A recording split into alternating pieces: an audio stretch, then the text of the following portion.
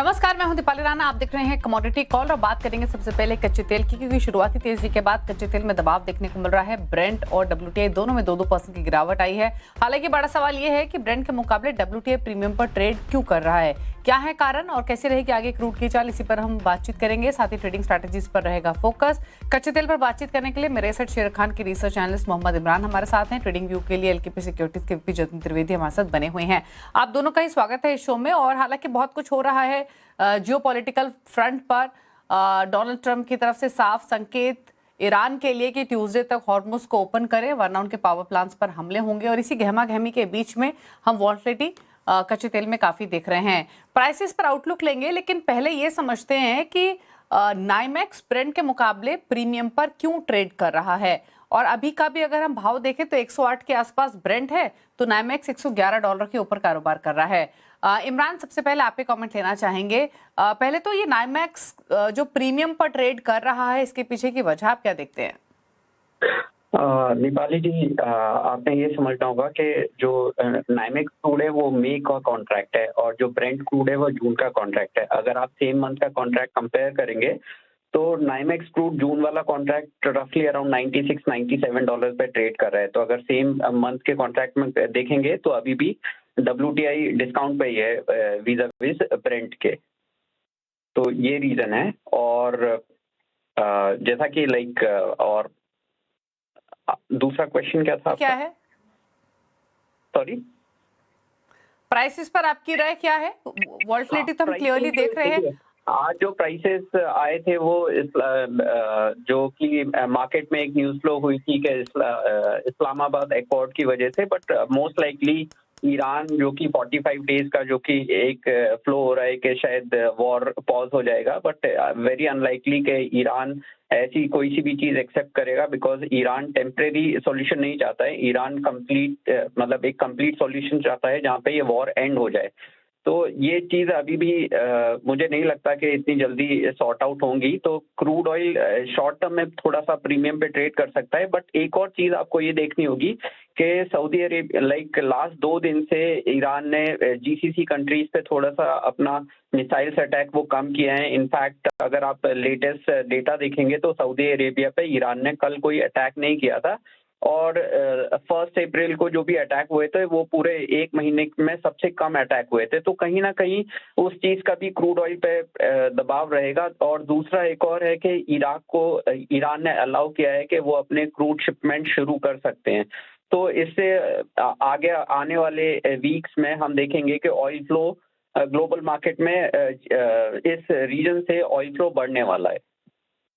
Okay अच्छा, फिर ऐसे में क्या रेंज एंटिसिपेट करके चले यहाँ से? लेकिन जैसे इमरान क्लियरली आपने भी कहा कि कैसे कैसे इवेंट्स आगे अनफोल्ड होंगे वो देखना होगा। डोनाल्ड ट्रंप ने तो ट्यूसडे तक की एक वार्निंग जरूर दी है, लेकिन ईरान का रवैया काफी अलग है। जैसे आपने भी क्लियरली कहा, परमानेंट सोल्यूशन चाहिए। ओपेक प्लस ने ऑलरेडी कहा है कि प्रोडक्शन मई में बढ़ाएंगे, लेकिन प्रोडक्शन बढ़ भी गया तो क्या स्ट्रेट ऑफ हॉर्मुज के थ्रू ग्लोबल मार्केट्स तक पहुंचेगा या फिर नहीं? ये तमाम सवाल हैं जो कि घेरे हुए हैं, जिनका जवाब किसी के पास नहीं है। बट स्टिल इन डेवलपमेंट्स के बीच में प्राइस रेंज आप क्या एक्सपेक्ट कर रहे हैं? तो आप इन सब डेवलपमेंट के बीच में शॉर्ट टर्म में तो crude oil Brent oil prices around 120 से $125 तक हिट हो सकता है, अगर ट्यूसडे जो कि डोनाल्ड ट्रंप ने बोला है कि ट्यूसडे 8 PM तक इंडियन टाइम में, सुबह वेडनेसडे सुबह 5:30 बजे का टाइम होगा। तो अगर वहां पर अगर वापस ये थोड़ा एस्केलेशन होता है तो we could see prices Brent के $125 तक और WTI के $120 तक देखे जा सकते हैं। बट वीजा वीज अगर सॉल्यूशन, बिकॉज ये एक और प्रेशर टैक्टिक हो सकती है कि एक नेगोशिएशन तक पहुंच जाने का, अगर ऐसा कुछ सॉल्यूशन निकलता है जहां पे कुछ परमानेंट आउटकम आता है तो वी कैन सी प्राइसेस वापस से ब्रेंट के $100 के आसपास और WTI नाइमेक्स के प्राइसेस $95 के आसपास ट्रेड करेंगे। ओके चलिए, शुक्रिया इमरान अपने व्यूज देने के लिए। तो डेफिनेटली 120-25 तक भी जाने की प्रोबेबिलिटी है अगर कोई सोल्यूशन नहीं निकलता है। अब ट्यूसडे यानी Wednesday early morning Indian markets के हिसाब से नजरें बनी रहेंगी कि हॉर्मुज ओपन होता है या फिर नहीं। जतिन त्रिवेदी भी हमारे साथ बने हुए। जतिन, आपकी राय क्या है? घरेलू बाजार में तो 10,000 के ऊपर प्राइसेस टिके हुए हैं। क्या strategy trading point of view से, क्या व्यू आपका प्राइसेस पर? दीपाली, देखिए जिस तरह से मार्केट का रिएक्शन है, कहीं ना कहीं ये क्रूड जो है वो हायर लेवल से अगर जो सस्टेन होता है तो अभी भी अनसर्टेनिटी का माहौल जो है वो कंटिन्यूड है। जब तक ये कोई डील फाइनलाइजेशन नहीं होती तब तक क्रूड के अंदर प्रीमियम जो है वो देखते रहने मिलेगा। टेक्निकली अगर मैं देखूँ तो थोड़ा सा ओवरबॉट जरूर है, 10,400 से लेके 10,700 750 ये जो रेंज है कहीं ना कहीं एक क्रक्स थोड़ा सा दिख रहा है जहाँ पर रेजिस्टेंस फॉर्मेशन दिख रही है।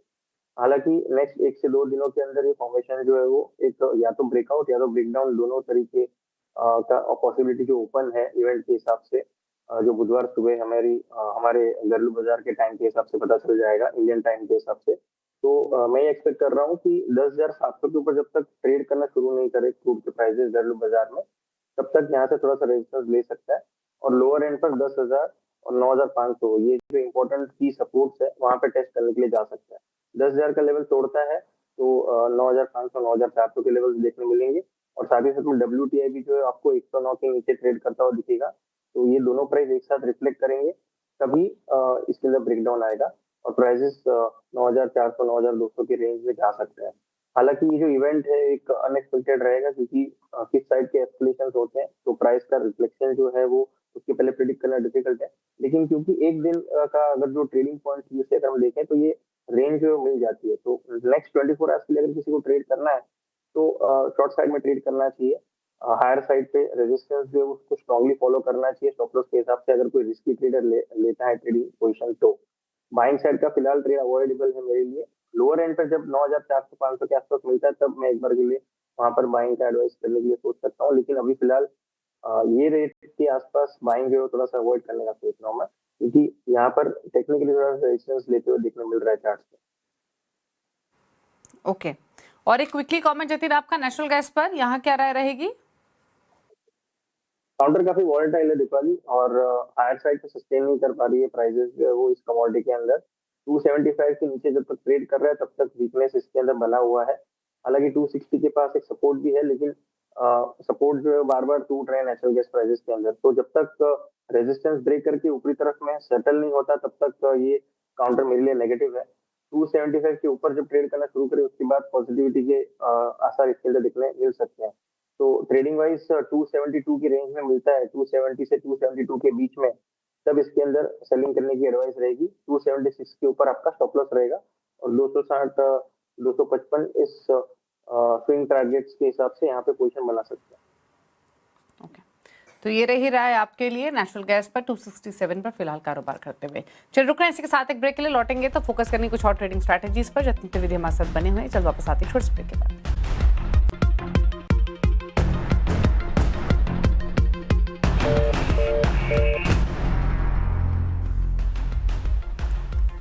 आप दे रहे हैं कमोडिटी कॉल, जतिन त्रिवेदी हमारे साथ बने हुए हैं। बात करते हैं ट्रेडिंग स्ट्रैटेजीज के। पहले समय का प्राइस एक्शन आपकी स्क्रीन पर लेकर आते हैं और शुरुआत करते हैं सोने चांदी के साथ। और आज का अगर आप कारोबार देखेंगे सोने और चांदी का, तो नरमी के साथ ही ट्रेड होते हुए दिखाई दिया है और इस समय बहुत ज़्यादा एक्शन नहीं है तेजी मंदी का, लेकिन पॉजिटिव बात के साथ ट्रेडिंग यहाँ पर होते हुए दिखाई दे रही है। 1% ऊपर सोना कारोबार कर रहा है आज के सेशन में।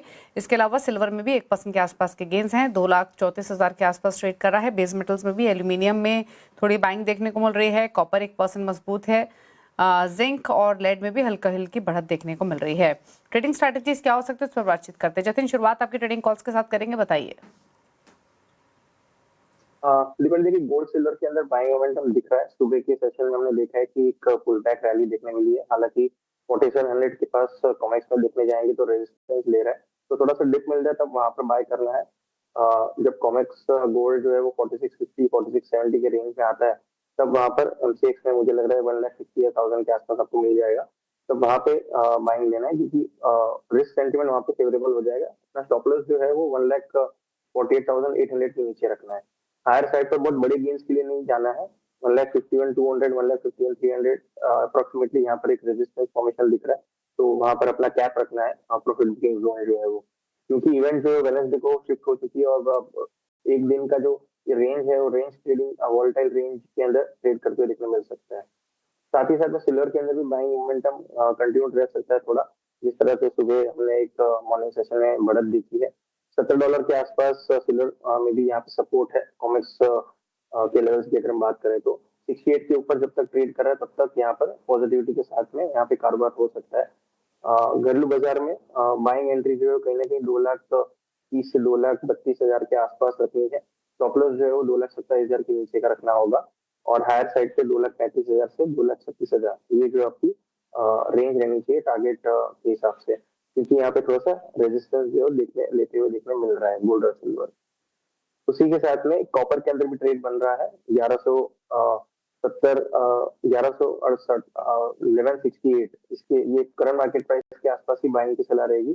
1160 के नीचे आपका स्टॉप लॉस रहेगा और 1180 से 1185 ये आपके टारगेट्स रहने चाहिए। जी दीपाली। ओके, तो ये आपको ट्रेडिंग स्ट्रैटेजीज बताई गई हैं। अच्छा, बेस मेटल्स का तो आपने जिक्र किया है, लेकिन एल्यूमिनियम पर या फिर जिंक पर और आपके कमेंट्स क्या रहेंगे? एल्यूमिनियम का स्ट्रक्चर दीपाली काफी पॉजिटिव है। जिस तरह से क्रूड ने एक हाईली एलिवेटेड रिस्क सेंटिमेंट के हिसाब से रैली दी है, एल्यूमिनियम भी कहीं ना कहीं प्रीमियम लेते हुए चल रहा है, क्योंकि जिस तरह से सप्लाई डिस्ट्रप्शंस की एक्सपेक्टेशन है और तनाव जब तक बना हुआ है वहां से एल्यूमिनियम के साइड्स पे यहाँ पर थोड़ा सा डिस्ट्रप्शन रह सकता है, क्योंकि स्टील के अंदर भी थोड़ा सा प्रीमियम इसी के चलते हुए देखने मिल रहा है। तो यहाँ पर प्राइस एक्शन जो है पॉजिटिव है। सपोर्ट जो है वो 350 के ऊपर बना हुआ है। 350 के ऊपर जब तक ट्रेड कर रहा है एल्यूमिनियम तब तक प्राइस आउटलुक पॉजिटिव लेकर चलना चाहिए। 365 से 370 के आउटलुक बन रहे हैं हायर साइड पे।